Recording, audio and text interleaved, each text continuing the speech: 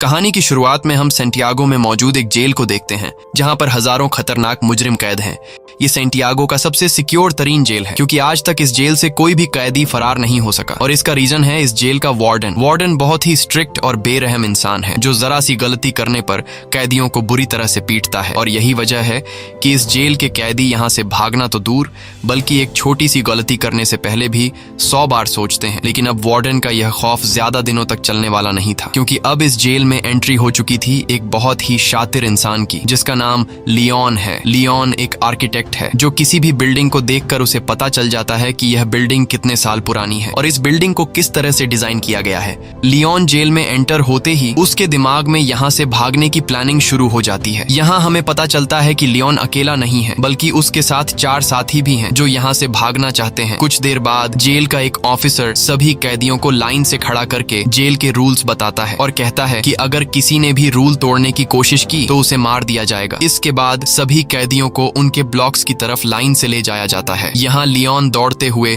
Cell number 50 को पकड़ने की कोशिश करता है क्योंकि उसने पता लगा लिया होता है कि यहाँ से भागने के लिए सेल नंबर 50 सबसे परफेक्ट जगह है। लेकिन जब वो सेल नंबर 50 का दरवाजा खोलता है तो सेल नंबर 50 पर पहले एक आदमी ने कब्जा कर लिया होता है। यह देखकर लियोन काफी उदास हो जाता है और न चाहते हुए वो सेल नंबर 50 के बगल वाले सेल में चला जाता है। वहीं हम देखते हैं कि लियोन के बाकी 4 साथियों ने उन्हीं सेल्स में डेरा जमा दिया है जो उन्हें प्लान के मुताबिक कब्जा करना था। कुछ देर बाद लियोन के साथी लियोन के सेल में आ जाते हैं। यहाँ राफेल लियोन से कहता है कि तुम्हें सेल नंबर 50 में जाना था पर यह तो सेल नंबर 51 है। तब लियोन कहता है कि तुम्हारे लिए आसान था क्योंकि तुम्हारा सेल नीचे ग्राउंड फ्लोर पर था, इसलिए तुम लोगों ने आसानी से अपने सेल पर कब्जा कर लिया। लेकिन मेरा सेल फर्स्ट फ्लोर पर है जिस वजह से मैं अपने सेल पर कब्जा नहीं कर पाया। यहाँ इनका साथी जर्मन कहता है तो अब हम लोग क्या करेंगे? तब राफेल कहता है कि करना क्या है, कल से हम यहाँ से भागने की प्लानिंग स्टार्ट करेंगे। कुछ देर बाद हम देखते हैं कि यहाँ पर एक कैदी गिटार लेकर आता है और ये गिटार वाला आदमी भी लियोन का साथी है। इस जेल में कैदियों को जो काम आता था उन्हें वो काम करने की इजाजत थी ताकि कैदियों का टाइम पास होता रहे, जैसे गिटार बजाना, खाना पकाना और फर्नीचर का सामान बनाना। अगले दिन हम देखते हैं कि लियोन यहाँ से भागने की प्लानिंग पर लग जाता है। वो जेल के हर एक जगह को काफी गौर से देख रहा होता है लेकिन जब उसकी नजर चारों तरफ गार्ड्स पर पड़ती है तब उसे इस बात का अंदाजा हो जाता है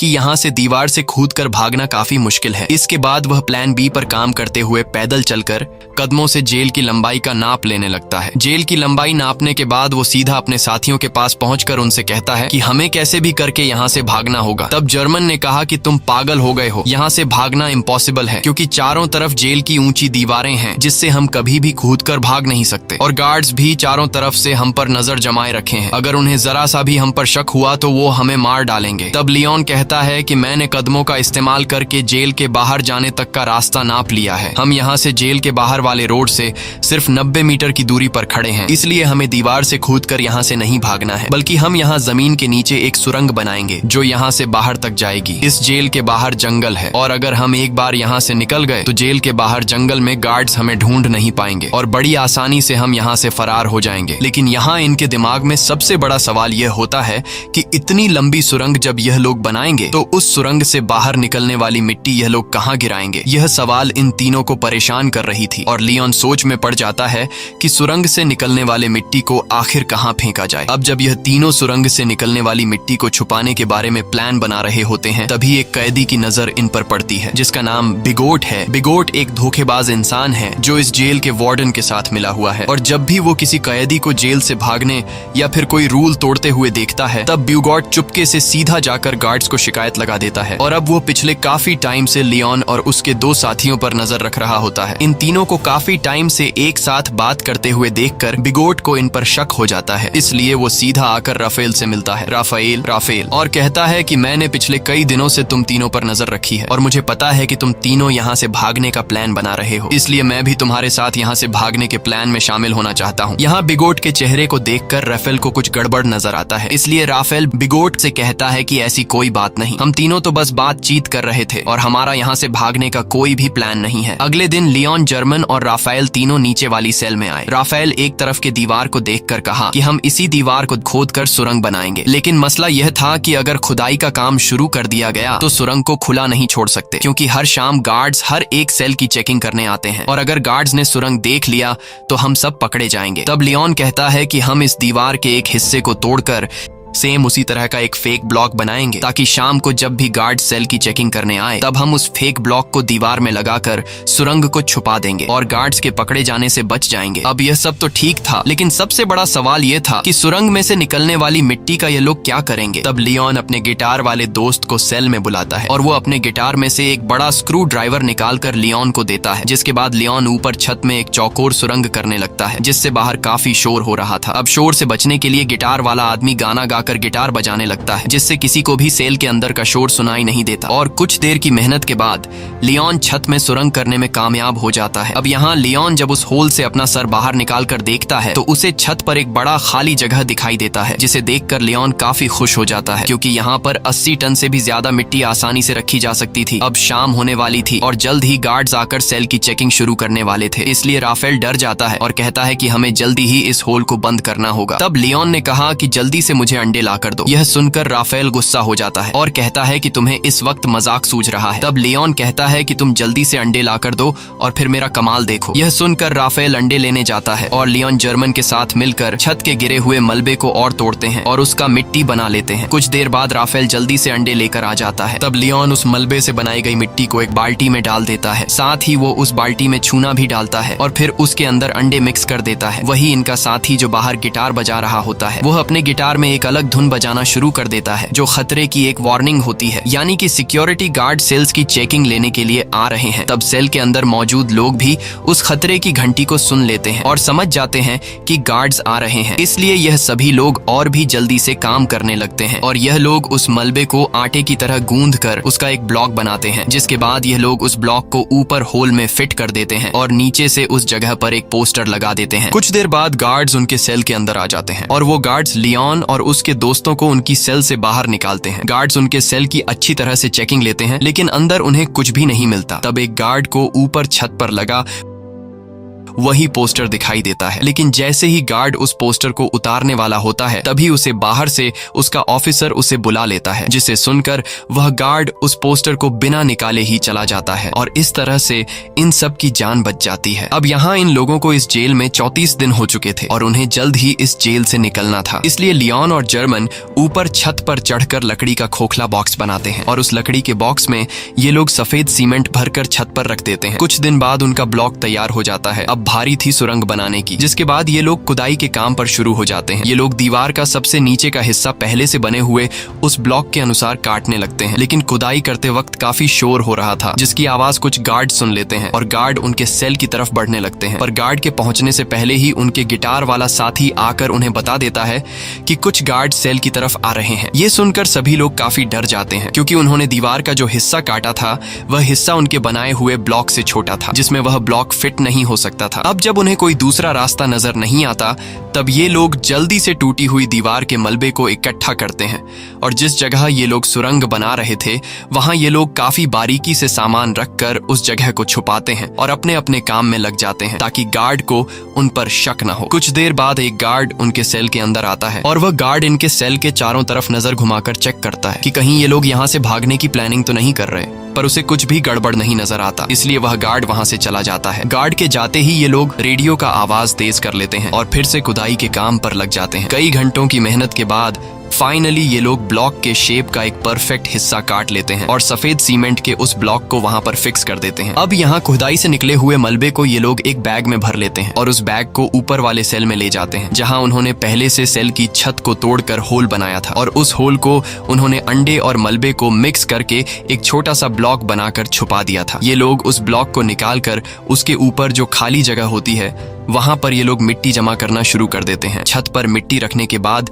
ये लोग छत वाले ब्लॉक को वापस लगाकर उसे व्हाइट सीमेंट से कवर कर देते हैं और उसे वापस से फोटो से ढक देते हैं। इसी तरह रोजाना वह गिटार वाला उनका साथी गिटार बजाकर लोगों का ध्यान भटकाता है, साथ ही वह पुलिस पर भी नजर रखता है और लियोन, राफेल और जर्मन नीचे वाली सेल में सुरंग को खोदते हैं और जो मिट्टी सुरंग से निकलती है ये लोग उस मिट्टी को अलग अलग बैग में निकाल कर अलग अलग तरीके से ऊपर वाली सेल की छत पर जमा करने लगते हैं। इस तरह से ये लोग पूरे दिन का एक रूटीन बना देते हैं और कई दिनों तक उनकी खुदाई का काम बड़ी चालाकी से चलता रहता है। लेकिन एक कैदी जिसका नाम ऑस्कर है उसे इन लोगों पर शक हो जाता है क्योंकि वह पिछले कई दिनों से इन लोगों को नोट कर रहा था। वह देखता है कि ये लोग हर रोज एक ही पैटर्न को फॉलो करते हुए नीचे के सेल से ऊपर वाले सेल पर जाते हैं। साथ ही ये लोग हमेशा हाथ में बैग या फिर बाल्टी लेकर ऊपर जाते हैं। ये सब देखकर ऑस्कर को उन पर शक हो जाता है, लेकिन वह किसी से भी कुछ नहीं कहता, बस चुपचाप उन पर नजर रखता है। अब यहाँ इन लोगों को इस जेल में 70 दिन बीत चुके थे और लियोन जब सुरंग को नापता है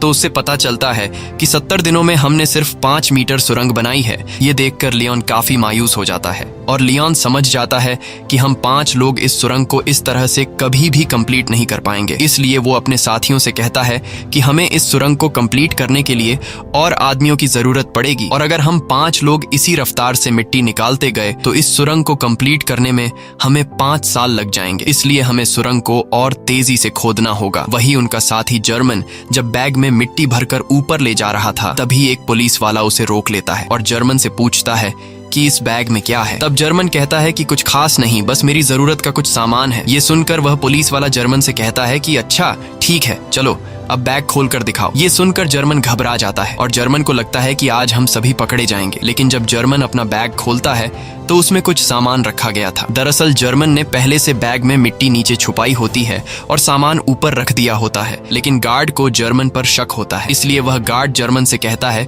कि मेरे पीछे चेकिंग रूम में आओ। तब जर्मन बड़ी चालाकी से नीचे बैठा अपने साथी लियोन के साथ उसी तरह का सेम एक दूसरा बैग बदलकर गार्ड के पीछे चेकिंग रूम में चला जाता है। चेकिंग रूम में जब वह गार्ड जर्मन के बैग को अच्छी तरह से चेक करता है तो उसके अंदर सामान के अलावा कुछ भी नहीं मिलता, जिसके बाद वह गार्ड जर्मन को जाने देता है। अब इन सभी कैदियों को जेल में 86 दिन बीत चुके थे और अब ये लोग और ज्यादा दिन यहाँ नहीं रहना चाहते थे। इसलिए लियोन और उसके साथी जल्दी से सुरंग के काम को बढ़ाने के लिए ऊपर वाले फ्लोर के कुछ कैदियों को अपने साथ मिला लेते हैं। यहाँ लियोन उन नए कैदियों को दीवार से ब्लॉक हटाकर सुरंग भी बताता है। ये देखकर वो कैदी फौरन इनके साथ मिलकर काम करने को मान जाते हैं क्योंकि वो सोचते हैं कि अगर 5 लोग मिलकर 7 मीटर लंबा सुरंग खोद सकते हैं तो हम सब एक साथ मिलकर जल्द ही इस सुरंग को पूरा कर लेंगे। और साथ ही इन नए आने वाले कैदियों में कुछ कैदी ऐसे भी थे जिन्हें फांसी होने वाली थी, इसलिए वो लोग तो पहले से यहाँ से भागने का चांस ढूंढ रहे थे। अब लियोन जब समझ जाता है कि सभी कैदी सुरंग के लिए तैयार हो चुके हैं तब लियोन उन्हें अपना प्लानिंग बताते हुए कहता है कि हम डेली 1 घंटे की शिफ्ट में काम करेंगे। 2 लोग खुदाई का काम करेंगे,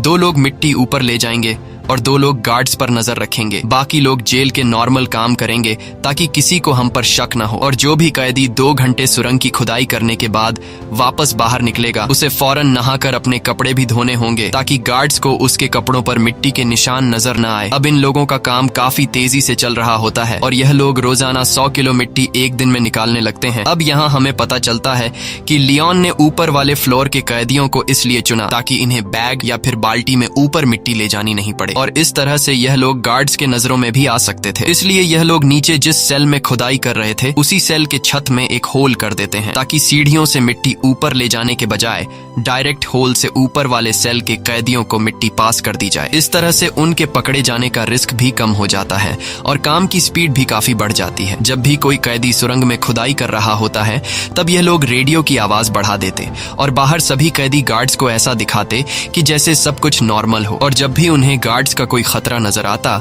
तब यह लोग उस सेल के दरवाजे पर नॉक करके खतरे की घंटी बजा देते, जिससे अंदर खुदाई के काम पर लगे कैदी सेल में सारा सामान पहले की तरह करके अपने अपने काम पर लग जाते। इस तरह से यहाँ से भागने के प्लानिंग में शामिल हर एक कैदी रूटीन के मुताबिक अपना अपना काम करते हैं और हर शाम को यह लोग इकट्ठा होकर आगे की प्लानिंग बनाने लगते हैं ताकि गार्ड्स को किसी पर भी शक न हो और सब कुछ परफेक्ट तरीके से चलता रहे। लेकिन शाम को जब यह लोग फुटबॉल खेल रहे होते हैं तब एक कैदी जिसका नाम ऑस्कर है वो राफेल के पास आता है और राफेल को बताता है कि मुझे पता है कि तुम लोग सुरंग खोदने की कोशिश कर रहे हो, इसलिए मैं भी तुम्हारी टीम में शामिल होकर तुम्हारा साथ देना चाहता हूं। तब राफेल ऑस्कर को लियोन के पास ले जाता है और लियोन ऑस्कर को भी अपनी टीम में शामिल कर देता है। यहाँ लियोन अपने 2 साथी जर्मन और राफेल से कहता है कि जिस हिसाब से काम चल रहा है मुझे पूरा यकीन है कि हम जल्द ही इस सुरंग को कंप्लीट कर देंगे। और जल्द ही यहाँ से बाहर निकल जाएंगे। लेकिन बाहर निकलने के बाद भी हम लोग पकड़े जा सकते हैं, क्योंकि हम 4-5 नहीं बल्कि पूरे 40 लोग हैं। और अगर बाहर निकलने के बाद भागते हुए हमें पुलिस ने देख लिया तो पुलिस हमारे पीछे गाड़ी लगाकर हमें पकड़ लेगी। इसलिए हमें यहाँ से बाहर निकालने के लिए बाहर के एक बंदे की जरूरत होगी, जो हमारा यहाँ से बाहर निकलते ही हमारे लिए एक बस तैयार रखे। अब यहाँ ये लोग सोच में पड़ जाते हैं कि बाहर से हमारी कौन मदद कर सकता है। तब लियोन कहता है, राफेल, तुम्हारी वाइफ पॉलिना हमारी बाहर से मदद कर सकती है और हम लोग उस पर विश्वास भी कर सकते हैं, इसलिए तुम्हें अपनी वाइफ से मदद मांगनी होगी। अब यहाँ रहते हुए सभी कैदियों को 182 दिन बीत जाते हैं और आज सभी कैदियों से उनके घर वाले मिलने आए होते हैं। यहाँ पर राफेल की वाइफ भी आई होती है।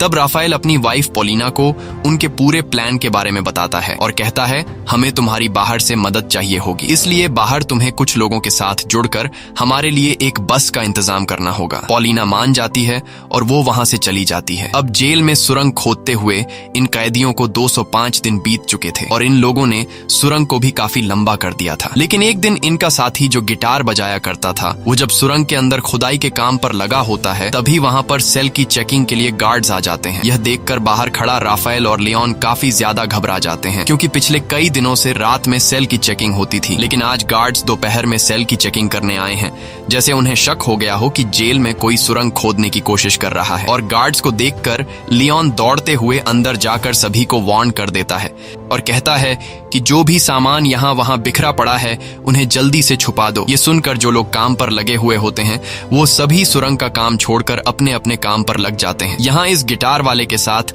जो दूसरा साथी सुरंग में गया होता है वो भी बाहर आने लगता है, लेकिन गिटार वाला अंदर फंस जाता है, क्योंकि वो सुरंग के बिल्कुल एंड में काम कर रहा था। लेकिन जैसे तैसे करके वो भी बाहर निकलने की कोशिश करता है, पर वो जान चुका था कि मेरे निकलने से पहले गार्ड सुरंग तक पहुंच चुके होंगे। अब यहाँ सभी लोग डरे होते हैं और उन्हें लगता है कि आज हम सभी पकड़े जाएंगे। लेकिन यहाँ राफेल समझदारी से काम लेते हुए सभी कैदियों को इकट्ठा करके गार्ड्स के सामने आकर खड़ा हो जाता है और गार्ड्स को आगे बढ़ने से रोक देता है। ये देखकर पुलिस ऑफिसर को गुस्सा आ जाता है और पुलिस कैदियों पर हमला कर देती है। यहाँ कैदी भी पुलिस का मुकाबला करते हैं और पुलिस को रोकने की कोशिश करते हैं ताकि इनका साथी जो सुरंग में फंसा हुआ है वह बाहर आ सके। वहीं हम देखते हैं कि इनका वह गिटार वाला साथी अब सुरंग से बाहर आ चुका है। वह जल्दी से उस सीमेंट के ब्लॉक को सुरंग में फिट कर देता है और जब वह सेल का दरवाजा खोलकर देखता है तो बाहर कोई भी नहीं होता। दरअसल गार्ड्स पर हमला करने के जुर्म में सभी कैदियों के कपड़े निकालकर बाहर धूप में खड़ा कर दिया गया होता है। कुछ देर बाद वहां पर जेल का वार्डन आता है। वार्डन कहता है कि इन सभी को बिना कपड़ों के सूरज के ढलने तक यहीं पर खड़ा रखो और एक दिन के लिए इनका खाना बंद कर दो। दूसरी तरफ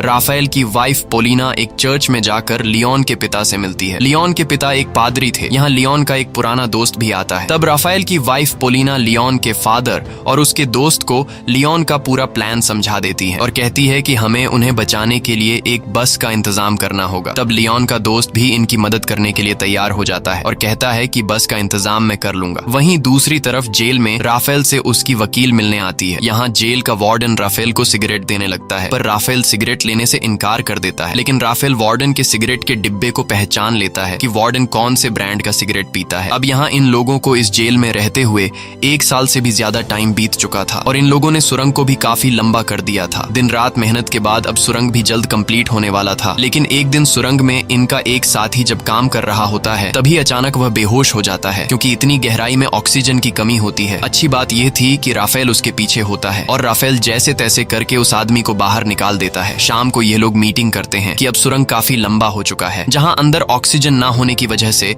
सांस लेने में तकलीफ होती है, इसलिए हमें कुछ करना होगा। यहाँ पर एक आदमी होता है जो जेल में काम करता है। उसके पास एक मशीन होती है जिससे ये लोग पंखा लगाकर सुरंग के एंड तक ऑक्सीजन पहुंचा सकते हैं। राफेल उस आदमी से कहता है कि अगर तुम हमें ये मोटर दोगे तो हम तुम्हें अपने साथ शामिल कर लेंगे। वह कैदी मान जाता है और फिर ये लोग उस मोटर में एक पंखा लगाकर प्लास्टिक के पाइप के जरिए सुरंग के एंड तक ऑक्सीजन पहुंचाने में कामयाब हो जाते हैं और अब सुरंग के एंड में काम करने वाले लोगों को सांस लेने में तकलीफ नहीं होती। इस तरह से इनका काम फिर से जारी हो जाता है। लेकिन अब जेल के वार्डन को कैदियों पर शक होने लगता है, इसलिए जेल का वार्डन अपने पास एक कैदी को बुलाता है जिसका नाम बिगोट है। वार्डन बिगोट को सिगरेट का पैकेट देता है और उससे कहता है कि मुझे जेल में कुछ न कुछ गड़बड़ नजर आ रहा है, इसलिए तुम्हें कैदियों पर नजर रखनी होगी कि वो क्या करने की कोशिश कर रहे हैं। और बीगोट मान जाता है। दरअसल बीगोट को अभी तक पता नहीं होता कि जेल में कैदी सुरंग खोदने की कोशिश कर रहे हैं। अब यहाँ इन लोगों को सुरंग खोदते हुए इस जेल में 514 दिन बीत जाते हैं और उन्होंने अब जेल के बाहर तक सुरंग खोद दी होती है। अब जहां तक उन्होंने सुरंग खोदी होती है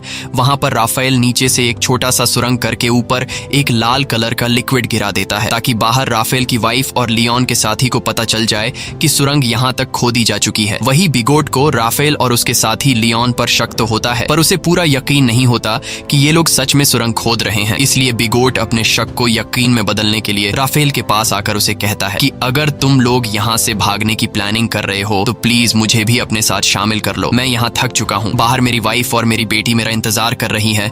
ये सुनकर राफेल को बिगोट पर तरस आ जाता है, इसलिए राफेल बिगोट को सुरंग के बारे में बताने ही वाला होता है कि तभी राफेल बिगोट के हाथ में सिगरेट का पैकेट देख लेता है। और यह वही पैकेट होता है जो कुछ दिन पहले राफेल ने वार्डन के पास देखा था। इसलिए राफेल समझ जाता है कि बिगोट वार्डन के साथ मिला हुआ है। ये सब समझते ही राफेल बिगोट को कुछ भी नहीं बताता।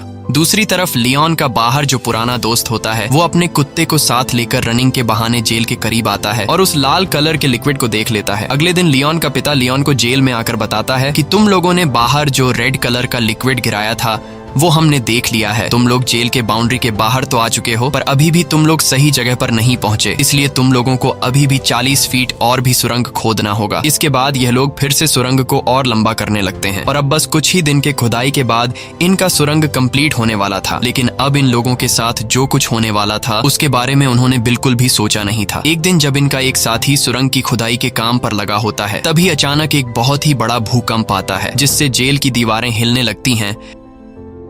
लियोन उस वक्त अपने दोस्तों के साथ बाहर फुटबॉल मैच देख रहा था। भूकंप के झटके महसूस होते ही वो तेजी से सुरंग की तरफ भागा। यहाँ गार्ड सभी कैदियों को जेल से बाहर निकालने लगते हैं ताकि कहीं इन पर जेल की दीवारें न गिर जाएं। और लियोन भी जैसे तैसे करके सुरंग के अंदर फंसे हुए अपने साथी को बाहर निकाल लेता है। अब लियोन ने अपने साथी को तो बचा लिया था, लेकिन अब उसे डर था कि कहीं भूकंप की वजह से अंदर से सुरंग टूट नहीं गया हो। इसलिए लियोन फिर से सुरंग के अंदर जाता है और अंदर जाकर वो देखता है कि सुरंग पूरी तरह से सेफ है। ये देखकर लियोन को सुकून मिल जाता है। अब जब इनके सुरंग का काम पूरा होने वाला होता है तब लियोन जाकर जेल के एक कैदी से मिलता है जो कि व्हील चेयर पर होता है। लियोन उससे कहता है कि हम जल्द ही यहाँ से भागने वाले हैं, इसलिए मैं चाहता हूँ तुम भी हमारे साथ चलो। लेकिन वो व्हील चेयर पर बैठा आदमी कहता है तुम जल्द से जल्द यहाँ से भाग जाओ और मेरी चिंता मत करो, मैं तुम्हारे साथ नहीं आ पाऊंगा। अब फाइनली वो दिन आ गया जिस दिन ये लोग इस जेल से भागने वाले थे। और जैसे ही सभी कैदी रात को टीवी देखने में मसरूफ होते हैं तब वो सभी कैदी जो यहाँ से भागने की प्लानिंग में शामिल थे वो सभी एक एक करके उठकर जाने लगते हैं। यहाँ किसी को भी इन पर शक नहीं होता क्योंकि सबका ध्यान टीवी में रोमांटिक फिल्म पर होता है। और भागने वाले सभी कैदी सुरंग वाले सेल में आ जाते हैं और यहाँ एक एक करके सभी कैदी सुरंग में उतरने लगते हैं। वहीं बिगॉट जब टीवी देख रहा होता है तब उसका ध्यान पीछे की तरफ जाता है और वो देखता है कि यहाँ से तो कई सारे कैदी जा चुके हैं। ये देखकर उसे शक हो जाता है और वो सीधा राफेल के सेल की तरफ बढ़ने लगता है। लेकिन बीच रास्ते में व्हील चेयर वाला आदमी बिगोट को रोक लेता है, पर बिगोट इस आदमी को धक्का देकर गिरा देता है, जिसके बाद वो सीधा राफेल के सेल में आ जाता है जहाँ उसे सुरंग दिखाई देता है। साथ ही वहाँ पर ऑस्कर भी खड़ा होता है और ऑस्कर यहाँ से निकलने वाला आखिरी कैदी होता है। लेकिन अब जब बिगोट को सारी सच्चाई का पता चल गया होता है तब वो पुलिस को बुलाने के लिए जाता है, लेकिन ऑस्कर उसे पकड़ लेता है। इस दौरान इन दोनों के बीच फाइट छिड़ जाती है और बिगोट ऑस्कर को स्क्रू ड्राइवर से बाजू पर मारकर बुरी तरह से घायल कर देता है। लेकिन ऑस्कर बुरी तरह से घायल होने के बावजूद भी बिगोट को जाने नहीं देता और बिगोट को मार मार कर बेहोश कर देता है। अब ऑस्कर भी सुरंग में जाने की कोशिश करता है, पर उसका बाजू बुरी तरह से घायल होने की वजह से वो सुरंग में नहीं जा पाता। दूसरी तरफ सभी कैदी सुरंग के अंदर धीरे धीरे आगे बढ़ रहे होते हैं और बढ़ते बढ़ते ये लोग सुरंग के एंड तक पहुंच जाते हैं, जहां बाहर से लियोन का पुराना दोस्त सुरंग का ऊपर से हिस्सा खोल देता है और वह एक एक करके सभी कैदियों को हाथ से पकड़कर बाहर निकालता है। बाहर निकलने के बाद सभी कैदी जल्दी से अपने कपड़े बदल लेते हैं और तभी उन्हें सामने के ब्रिज पर एक बस आते हुए दिखाई देती है, जिसे देखकर ये सभी लोग उस बस की तरफ दौड़ने लगते हैं और सभी बस में बैठ जाते हैं। लेकिन ऑस्कर अभी तक नहीं आया होता, इसलिए सभी कैदी उसका इंतजार कर रहे होते हैं। यहाँ जर्मन कहता है कि मुझे लग रहा है कि कहीं ऑस्कर किसी मुसीबत में है, इसलिए मैं ऑस्कर की मदद के लिए जा रहा हूँ, जिसके बाद वह ऑस्कर को लेने जाता है। दूसरी तरफ जेल में मूवी खत्म हो गई थी और सभी कैदी अपने अपने सेल में जाने लगते हैं। तब यहाँ वह व्हील चेयर वाला कैदी सभी को आकर बता देता है कि राफेल के सेल में एक सुरंग है जहां से तुम लोग भाग सकते हो। ये सुनकर सभी कैदी उस तरफ भागने लगते हैं, जिसे देखकर गार्ड्स को भी इन पर शक हो जाता है और वह गार्ड्स वहां पर और भी गार्ड्स को बुला लेते हैं। कुछ देर बाद पूरे जेल में सायरन बजने लगता है, जिसकी आवाज बाहर बस में बैठे कैदी सुन लेते हैं और सभी कैदी समझ जाते हैं कि अब हमारा यहाँ पर ज्यादा देर रुकना ठीक नहीं, इसलिए अब हमें यहाँ से निकलना होगा। और तभी वहां पर जर्मन भी आ जाता है। वह सभी को बताता है कि मैं सुरंग के पास गया, लेकिन वहां पर मुझे ऑस्कर नहीं मिला, जिसके बाद बस वहां से जाने लगती है। वहीं हम जेल में ऑस्कर को देखते हैं, जो घायल होने की वजह से जेल से भाग नहीं पाया। अब यहाँ कैदियों के भागने की खबर जेल के वार्डन को दी जाती है। कैदियों के भागने की खबर सुनकर वह काफी गुस्सा हो जाता है। दूसरी तरफ सभी कैदी बस में थे, जहाँ पर पोलिना सभी कैदियों को उनका पर्स दे देती है, जिसमें कुछ पैसे और उनके फेक आईडी थे। और सभी कैदी अलग अलग होकर अपने अपने रास्ते निकल जाते हैं। और इस तरह से सभी कैदी जिन्होंने पिछले कई महीनों से दिन रात मेहनत की थी, वह सभी जेल से आजाद हो जाते हैं। दोस्तों, यह इतिहास की सबसे बड़ी जेल ब्रेक घटना थी, जहां एक ही बार में पूरे 50 लोग जेल से फरार हो गए थे। लेकिन इनका एक साथी ऑस्कर भागने में नाकाम हो गया था। इसी के साथ सच्ची कहानी पर बनाई गई ये फिल्म खत्म हो जाती है। अगर आपको ये वीडियो अच्छी लगी हो तो हमारे चैनल को सब्सक्राइब और वीडियो को लाइक जरूर कीजिएगा।